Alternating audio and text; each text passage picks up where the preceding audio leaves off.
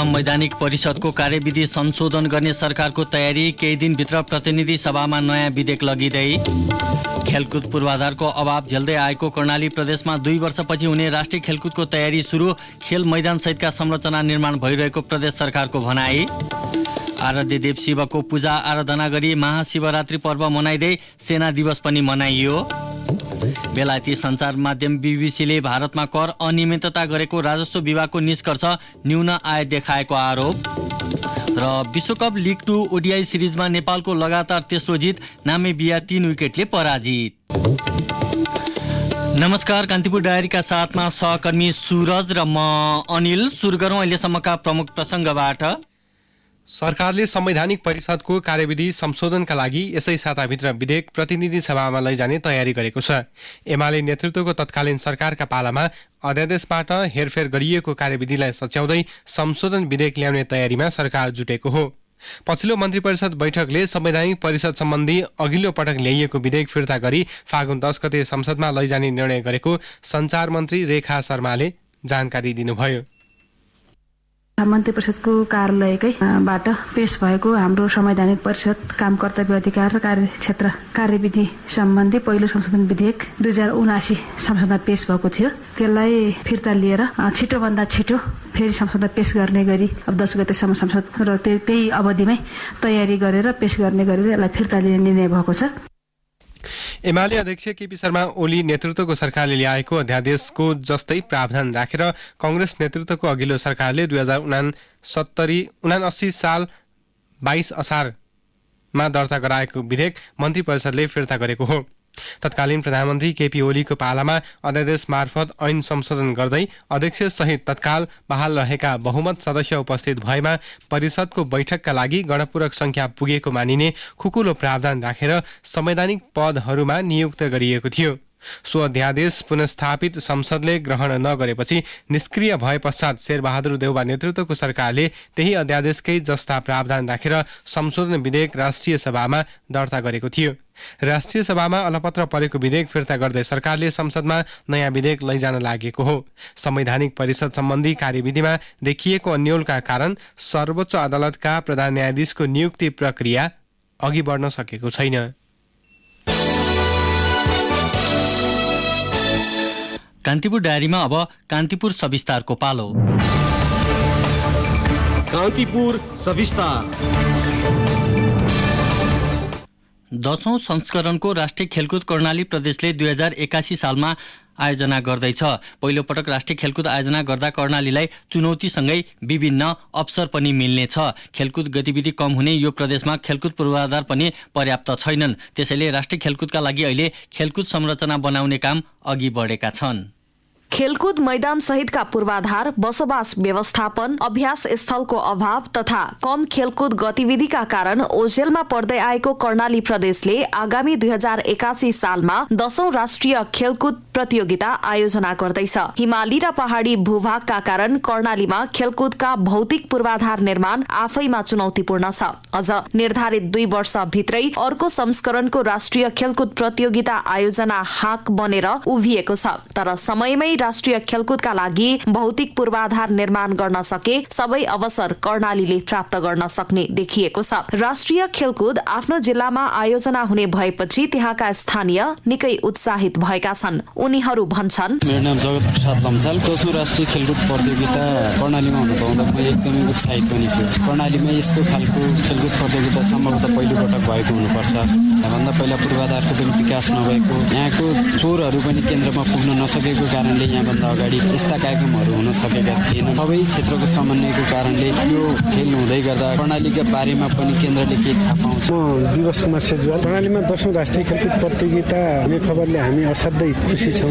विभिन्न बहानामा कर्णालीले खेलकुद गराउन सक्दैन र कर्णालीले मानवीय शक्ति धान्न सक्दैन भन्ने कुरा 2043 सालमा कर्णालीमा पहिलो पटक राष्ट्रिय जुडो प्रतियोगिता साबिकको कर्णालीको हुम्लामा आयोजना भएको थियो। त्योभन्दा पछिको यो दोस्रो ज्ञान हो। यसले गर्दाखेरि गर्दाखेरि कर्णाली मजाले धान्न सक्छ र कर्णालीका खेलाडी पनि खुसी छन्, यहाँका हामी स्थानीय जनता पनि खुसी छौँ। प्रदेश सरकारले कर्णालीकै गौरवको पहिलो आयोजनाका रूपमा अत्याधुनिक सुविधा सहितको प्रदेश रंगशाला निर्माण गरिरहेको छ। साथै अन्य जिल्लामा पनि कवर्ड हल, क्रिकेट मैदान, फुटबल रंगशाला लगायतका संरचना निर्माणको क्रम जारी छ। वीरेन्द्रनगरमा 10,000 दर्शक क्षमताको प्रदेश रंगशाला निर्माण तीव्र रूपमा भइरहेको छ। 1 वर्ष अघि नै 2.5 वर्षभित्र सम्पन्न गर्ने गरी 1,59 करोडमा रंगशाला निर्माणको जिम्मा निजी कम्पनीले लिएको छ। रंगशाला निर्माणको हालसम्म 30% काम सम्पन्न भइसकेको कर्णाली प्रदेश खेलकुद परिषदका सदस्य सचिव विश्वमित्र सञ्जेल बताउँछन्। भौतिक पूर्वाधारका कारणले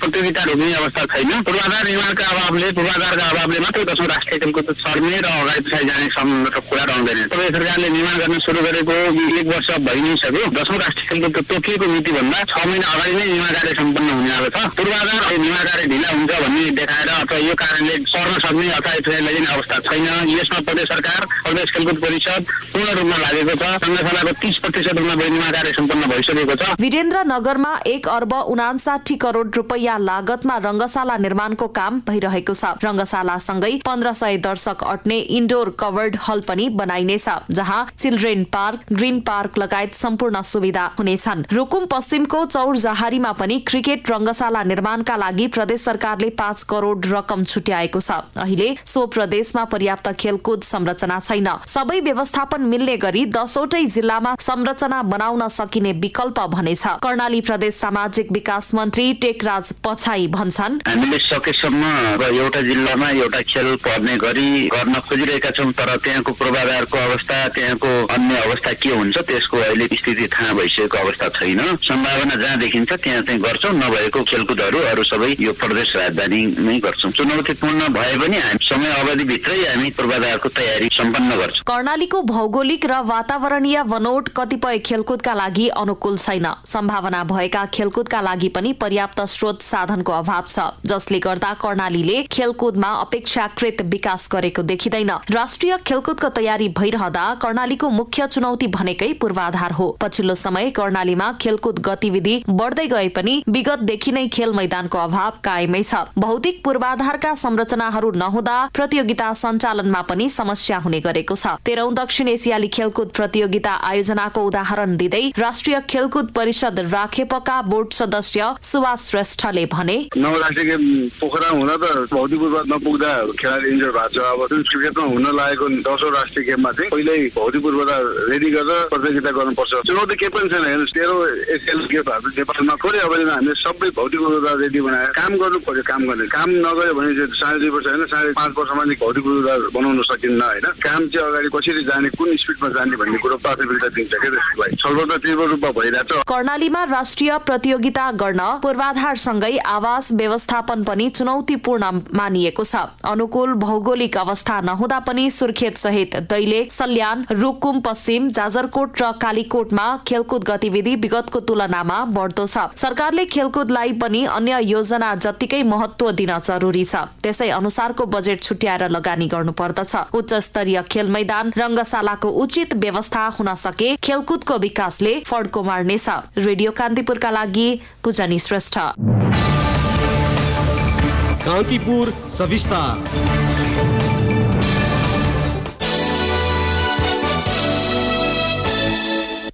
आराध्यदेव शिवको पूजा आराधना गरी आज महाशिवरात्रि पर्व मनाइँदैछ। हिन्दू धर्मावलम्बीले नदी, कुण्ड र तलाउमा स्नान गरी शिवालयमा गई श्रद्धा भक्तिपूर्वक पूजा आराधना गर्ने चलन छ। देशभरका शिव मन्दिरमा बिहानैदेखि दर्शन गर्नेहरूको घुइँचो लागेको थियो। महाशिवरात्रिका अवसरमा पशुपतिनाथ मन्दिरको 4वटा ढोका बिहानैबाट खुल्ला गरिएको पशुपति विकास कोषले जनाएको छ। पशुपति क्षेत्रको सुधारका लागि 5,000 बढी सुरक्षाकर्मी परिचालन गरिएको छ। त्यस्तै सादा पोसाकमा पनि प्रहरी खटिएका छन्। महाशिवरात्रिको अवसरमा रेडियो कान्तिपुरले पशुपति क्षेत्रबाट बिहानैदेखि प्रत्यक्ष प्रसारण गरिरहेको छ। यसैबीच राष्ट्रपति विद्यादेवी भण्डारीले सभ्यताको धरोहरका रूपमा रहेको सांस्कृतिक एवं धार्मिक सम्पदाको संरक्षणमा पर्याप्त ध्यान जानुपर्ने बताउनु भएको छ। यसैबीच महाशिवरात्रिको अवसरसँगै नेपाली सेनाले आज स्थापनाको 260औं वार्षिक उत्सव मनाएको छ। काठमाडौँको टोडीखेलमा सेना दिवसको अवसरमा नेपाली सेनाले कला कौशल प्रदर्शन सहितको विशेष कार्यक्रम आयोजना गरेको थियो। सो अवसरमा टोडीखेलमा आयोजित विशेष कार्यक्रममा राष्ट्रपति, उपराष्ट्रपति, प्रधानमन्त्री लगायत संवैधानिक निकायका प्रमुखहरू सहभागी हुनुभएको थियो। यसैबीच प्रधान सेनापति प्रभुराम शर्माले सेना दिवसको अवसरमा सैनिक अनुशासनको परिधिभित्र रही राष्ट्रिय हित संरक्षणमा नेपाली सेना प्रतिबद्ध रहेको बताउनु भएको छ। प्रधान सेनापति शर्माले संस्थाको गरिमामा आँच पुर्याउने कार्य गर्ने छुट कसैलाई नभएकाले अनुशासनको पालना गर्न निर्देशन समेत दिनुभएको छ। कान्तिपुर डायरीमा अब ब्रेकको पालो। कान्तिपुर डायरीमा अब बाँकी प्रसङ्ग। ग्यास लिक भई सल्किएको आगोमा पनि घाइते भएका नेपाली काङ्ग्रेसका नेता चन्द्र भण्डारीको अवस्था खतरामुक्त रहेको उपचारमा संलग्न चिकित्सकले बताएका छन्। भारतको मुम्बई स्थित नेशनल बर्न सेन्टरमा हिजो शल्यक्रिया भएसँगै उहाँको स्वास्थ्यमा सुधार आएको भण्डारीको उपचारको समन्वयमा गएका काङ्ग्रेसका नेता योगराज कँडेलले जानकारी दिनुभयो। भण्डारीलाई आज अपराह्नबाट पाइप मार्फत खाना खुवाउन सुरु गरिएको छ। भोलि अपराह्नसम्मको स्वास्थ्य अवस्थालाई मध्यनजर गर्दै अक्सिजनको मात्रालाई 40% झार्ने र सामान्य अवस्थामा फर्काउने तयारी भएको मुख्य सर्जन डाक्टर सुनिल केसवानीलाई उद्धृत गर्दै कँडेलले बताउनुभयो। उहाँको हात र अनुहारमा जलेको भागमा सुधार देखिएकाले तत्काल कुनै शल्यक्रिया गर्नु नपर्ने भएको छ। सरकारले सन् 2023 देखि सन् 2033 सम्म पर्यटन दशक मनाउने घोषणा गर्दै वार्षिक 35 लाख पर्यटक भित्राउने महत्त्वाकांक्षी लक्ष्य लिएको छ। तर पर्यटन दशकलाई सफल बनाउन आवश्यक गृहकार्य र सम्बन्धित निकाय बीचको समन्वय प्रभावकारी नभएको व्यवसायीहरूले गुनासो गरेका छन्। एक रिपोर्ट।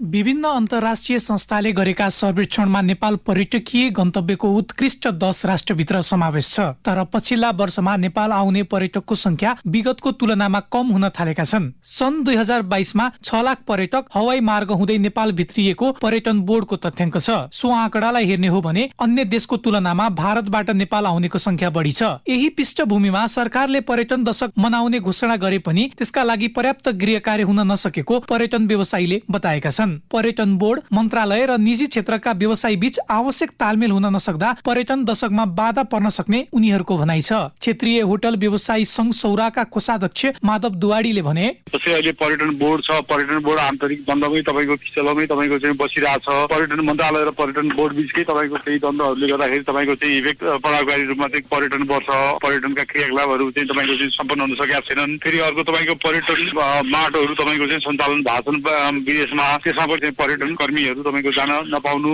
अथवा तपाईँको चाहिँ नजानु, जान इच्छा जाहेर नगर्नु, ती चिजहरू पनि त्यसको चाहिँ उमा छन्।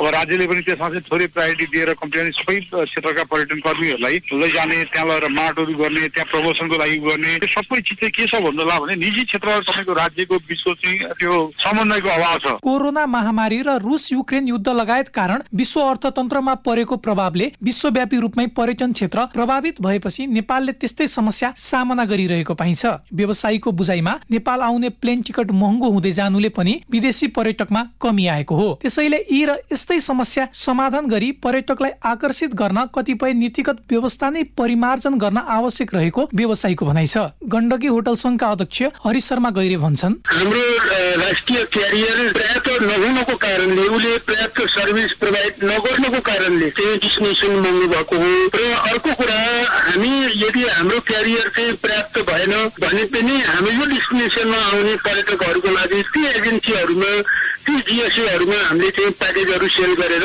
नेपालमा आउनुहोस्, तपाईँहरूलाई एकोमोडेसनमा डिस्काउन्ट छ, साइटसिनमा डिस्काउन्ट छ र तपाईँहरूलाई हामीले यो खालको सुविधाहरू दिन्छौँ भनेर कोभिड पछि हरेक कन्ट्रीहरूले आफ्ना आफ्ना प्याकेजहरू दिइरहेका छन्। कसैले भिजा फ्री गरिरहेका छन्, कसैले यो हवाई यातायातमा डिस्काउन्ट भनिरहेका छन्, विभिन्न खालका प्याकेजहरू पसिरहेका छन्। तर दुर्भाग्य हाम्रो नेपालको तपाईँको चाहिँ ऐनमा, कानुनमा यो चाहिँ संशोधन नगरिकन हामीले गर्न सक्दैनौँ। पर्यटक भित्र आउन सबैभन्दा महत्त्वपूर्ण पक्ष हवाई हवाई उडानको क्षेत्रमा सुधार गर्नु पनि हो। एकातिर नेपालमा पटक पटक भएका विमान दुर्घटनाले हवाई सुरक्षामा आशंका बढाएको छ भने अर्कोतिर राष्ट्रिय ध्वजावाहक विमानको सेवा विस्तारमा राज्यले प्रभावकारी कदम चाल्न सकेको छैन। विज्ञहरूका अनुसार ठूलो संख्यामा पर्यटक भित्राउन र पर्यटन प्रबन्धनका लागि तत्काल राष्ट्रिय ध्वजावाहक विमानको सेवालाई अझ फराकिलो बनाउनु पर्ने बेला भइसकेको छ। पर्यटन क्षेत्रका जानकार लक्ष्मण शर्मा भन्छन्, अब ठूलो संख्यामा पर्यटकहरू भित्र्याउँछु भन्नलाई त राष्ट्रिय ध्वजावाहकको चाहिँ सुदृढीकरण सबलीकरण नगरिकन त कसरी होला र अब नेपालमा भित्रिने पर्यटकहरूले गर्ने खर्च चाहिँ उतै जाने अवस्था त सिर्जना गर्नु भएन। उतै अब विदेशीले लगेपछि त विदेशीहरूले चाहिँ लगिहाल्छन्। नेपालमा गर्ने भने त खालि मजदुरीको पैसा मात्रै बाँकी रहन्छ। त्यस कारणले नेपाली ध्वजावाहकको चाहिँ नि विमानको चाहिँ नि विमान कम्पनीको विमानको संख्या बढाउने, विमान कम्पनी सुदृढीकरण गर्ने, काममा चुस्ती ल्याउने, यी सबै कुरा त एकदम आवश्यक कुरा नै हुन् नि। त्यसमा त दुई मत हुनै सक्दैन। अघिल्लो सरकारको पालामा पर्यटन क्षेत्रले 73 बुँदे कार्ययोजना सार्वजनिक गर्दै कोरोना महामारी लगायतले पारेको असर अन्त्य गरी पर्यटन व्यवसाय प्रबन्धनलाई प्राथमिकता दिने नीति अघि सारेको थियो। त्यही कार्ययोजनालाई प्रभावकारी कार्यान्वयनमा लैजान सकिएमा पर्यटन दशक घोषणा सहितका कार्यक्रमले सार्थक पाउने अपेक्षा गरिएको छ। रेडियो कान्तिपुरका लागि मनिष अधिकारी।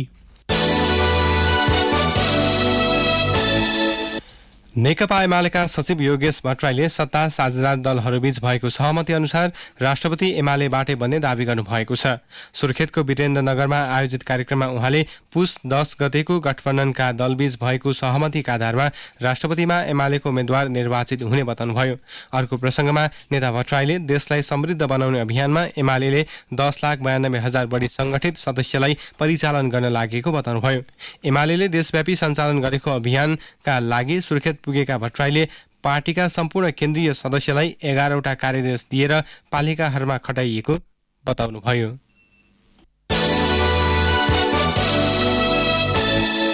कान्तिपुर डायरीमा अब दोलखा डायरीको पालो। दोलखा डायरीबाट केदार शिवाकोटीको नमस्कार। दोलखाको पर्यटकीय क्षेत्र कालिन्चोकमा सार्वजनिक जग्गा अतिक्रमण बढेपछि कालिन्चोक गाउँपालिकाले नियन्त्रणका लागि कार्यदल बनाएर काम थालेको छ। कालिन्चोकमा भएको अतिक्रमण नियन्त्रण र कुरी क्षेत्रमा दर्तैबिनै सञ्चालन भएका होटल व्यवसाय लगायत विषयमा गुनासो बढेपछि पालिकाले उपाध्यक्ष संयोजक रहेको 5 सदस्यीय कार्यदल बनाएर काम थालेको हो। सार्वजनिक जग्गा अतिक्रमण, खोला प्रदूषित, स्वीकृति बिनै राखिएका विज्ञापनका होर्डिङ बोर्ड लगायतका विषयमा अध्ययन गरेर कार्यदलले 15 दिनभित्र प्रतिवेदन दिनेछ। घातक संक्रामक पिपिआर रोगले भेडा बाख्रा मर्न थालेपछि दोलखाका सबै स्थानीय तहमा निशुल्क पिपिआर खोप अभियान सञ्चालन सुरु गरिएको छ। अभियान अन्तर्गत दोलखाका पशुपालक किसानका 1,02,000 भेडा तथा बाख्रालाई निशुल्क पिपिआर रोग विरुद्धको खोप लगाइनेछ। भेटनरी अस्पताल तथा पशु सेवा विज्ञ केन्द्र दोलखाका अनुसार सबै स्थानीय तहमा भेडा बाख्रालाई पिपिआर खोप लगाइनेछ। गौरीशंकर संरक्षण क्षेत्रमा दुर्लभ हिमचितुवाको संख्या बढेको छ। संरक्षण क्षेत्रले गरेको क्यामेरा ट्र्यापिङमा लप्ची र रोलवालिङ क्षेत्रमा 4वटा भन्दा बढी हिमचितुवाका फोटो कैद भएको छ। पहिलो पटक यो संरक्षण क्षेत्रमा सन् 2019 मा एक हिमचितुवाको फोटो क्यामेरामा ट्र्यापिङ भएको थियो। 4 वर्षको अन्तरालमा थप 4वटा भन्दा बढी हिमचितुवाको फोटो कैद भएपछि संरक्षण क्षेत्रले संख्या बढेको बताएको हो। लोक संस्कृतिको संरक्षण र दलित महिलाको आमदानीको स्रोत वृद्धिका लागि भन्दै भीमेश्वर नगरपालिका 5 ले पञ्चेबाजा तालिम सुरु गरेको छ। वडाका 20 जना दलित महिला तथा किशोरीलाई पञ्चेबाजा बजाउन 15 दिनको तालिम सञ्चालन गरिएको छ। स्थानीय स्तरका मौलिक संस्कृति जोगाउन र महिलालाई पनि पञ्चेबाजामा आकर्षण गर्न सिप हस्तान्तरणका लागि तालिम सञ्चालन गरिएको वडा अध्यक्ष बासु श्रेष्ठले बताउनुभयो। तालिममा ढोलक, सहनाई, ट्याम्को लगायतका पञ्चेबाजामा प्रयोग आउने मौलिक बाजाहरू बजाउन महिलालाई सिकाइनेछ। हवस् त दोलखा डायरी आजलाई यति नै। केदार शिवाकोटी बिदा हुन्छु, नमस्कार। दोलखा डायरीपछि कान्तिपुर डायरीमा पुनः ब्रेकको पालो। कान्तिपुर डायरीमा अब आर्थिक समाचार। विकास ब्याङ्कहरूले चेक बााउन्सलाई ब्याङ्किङ कसुर मानिने विद्यमान व्यवस्था परिमार्जन गर्न सरकारसँग माग गरेका छन्। डेभलपमेन्ट ब्याङ्कर्स एसोसिएसनले ब्याङ्किङ कसुर तथा सजाय ऐन 2064लाई संशोधन गर्न माग गर्दै चेक बााउन्सलाई ब्याङ्किङ कसुर मानिने विद्यमान व्यवस्था परिमार्जन गर्न राष्ट्र ब्याङ्कलाई सुझाव दिएको हो। पछिल्ला समय कालो सूचीमा पर्ने मध्ये अधिकांश चेक बााउन्सको मुद्दाका कारण रहेका छन्। यो प्रवृत्ति निरुत्साहित गर्न चेक बााउन्सको विषयलाई ब्याङ्किङ कसुर तथा सजाय ऐनबाट हटाएर विनिमय अधिकार पत्र ऐन 34 अन्तर्गत राख्नुपर्ने एसोसिएसनको माग छ। यस्तै कसुर पुष्टि हुने प्रमाण प्राप्त भएपछि मात्र ब्याङ्कका कर्मचारीलाई पक्राउ गरेर ब्याङ्किङ कसुर सम्बन्धी मुद्दा चलाउनु पर्ने नीतिगत व्यवस्था गर्न पनि एसोसिएसनले माग गरेको छ। कान्तिपुर डायरीमा अब मुलुक बाहिरको प्रसङ्ग। भारतको राजस्व विभागले बेलायती सञ्चार माध्यम बीबीसीले करमा अनियमितता गरेको निष्कर्ष निकालेको छ। भारतको नयाँ दिल्ली र मुम्बई स्थित बीबीसीको कार्यालयमा राजस्व विभागका अधिकारीले छापा मारेपछि अनियमितताको आरोप लगाइएको हो। बीबीसीले भारतीय अधिकारीले गर्ने छानबिनमा सहयोग गर्ने प्रतिबद्धता जनाएको छ। भारतीय प्रधानमन्त्री नरेन्द्र मोदीको गुजरात दंगामा संलग्नताबारे वृत्तचित्र सार्वजनिक गरेपछि बीबीसीमाथि भारत सरकारले राजस्वको अंकुश लगाउने प्रयास गरेको हो। भारतीय राजस्व विभागले सार्वजनिक गरेको जानकारी अनुसार बीबीसीले देखाएको हिसाबमा आमदानी र नाफाको रकम भारतमा चलिरहेका कार्यक्रमको तुलनामा निकै कम भएको दाबी गरिएको हो। रुसले युक्रेनमा गरेको आक्रमणका क्रममा भाडामा लडाकु उपलब्ध गराउने वाग्नर ग्रुपका 30,000 जना मारिएको अमेरिकाले दाबी गरेको छ।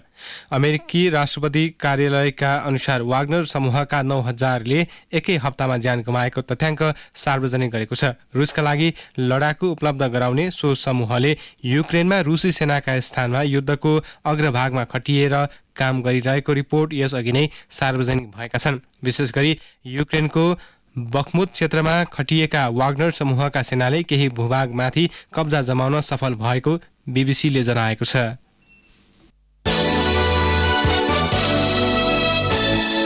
कान्तिपुर डायरीमा अब खेल प्रसङ्ग। नेपालले विश्वकप लिग 2 को ओडिआई सिरिजमा घरेलु मैदानमा लगातार तेस्रो जित दर्ता गरेको छ। नेपालले आज नामिबियालाई 3 विकेटले पराजित गर्यो। 275 रनको लक्ष्य नेपालले 47.3 ओभरमा 7 विकेट गुमाउँदै पूरा गरेको हो। नेपालको जितमा आसिफ शेख, ज्ञानेन्द्र मल्ल र कुशल मल्लले उत्कृष्ट ब्याटिङ गरेका थिए। ओपनर आसिफ शेखले सर्वाधिक 81 रनको योगदान दिए भने ज्ञानेन्द्र मल्लले 65 रन बनाएका थिए। त्यस्तै कुशल मल्ल भने 62 रनमा आउट भए। त्यसअघि नामिबियाले निर्धारित 50 ओभरमा 6 विकेट गुमाउँदै 274 रनको योगफल बनाएको थियो। सो क्रममा नेपाली स्पिनर सन्दीप लामिछानेले 10 ओभरमा 46 रन खर्चेर 3 विकेट लिएका थिए। नेपालले आगामी मङ्गलबार स्कटल्यान्डसँग प्रतिस्पर्धा गर्नेछ। शीर्ष 5 मा रहँदै ओडिआई मान्यता कायम राख्न नेपालले अब बाँकी 9 वटा मध्ये 6 वटा म्याच जित्नु पर्नेछ।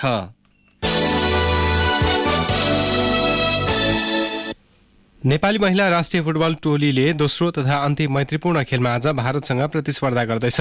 खेल नेपाली समय अनुसार भारतको चेन्नई स्थित नेहरू स्टेडियममा राति 8:15 बजे सुरु हुनेछ।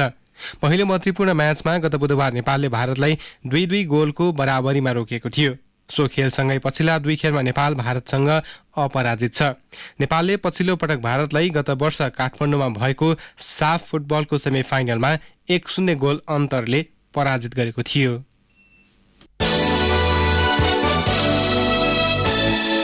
इङ्ग्लिस प्रिमियर लिग फुटबलमा अहिले आर्सेनल र एस्टन भिल्ला बीच प्रतिस्पर्धा भइरहेको छ। पहिलो हाफ जारी रहँदा ताजा स्थितिमा एस्टन भिल्लाले 2-1 गोलको अग्रता लिएको छ। आर्सेनल आजको खेल जित्दै शीर्ष स्थानमा उक्लन चाहन्छ। अन्य खेलमा लिभरपुल र न्युक्यासल, म्यान्चेस्टर सिटी र नटिङहम फरेस्ट तथा चेल्सी र साउथह्याम्पटन बीच प्रतिस्पर्धा हुँदैछ। अवश्य बेलुकी 8 बजे सेक्युरिटी एन्ड क्राइम डायरीका साथमा आउने नै छौँ। तबसम्मका लागि सहकर्मी सुरज र म अनिल आज्ञा माग्छौँ। नमस्ते।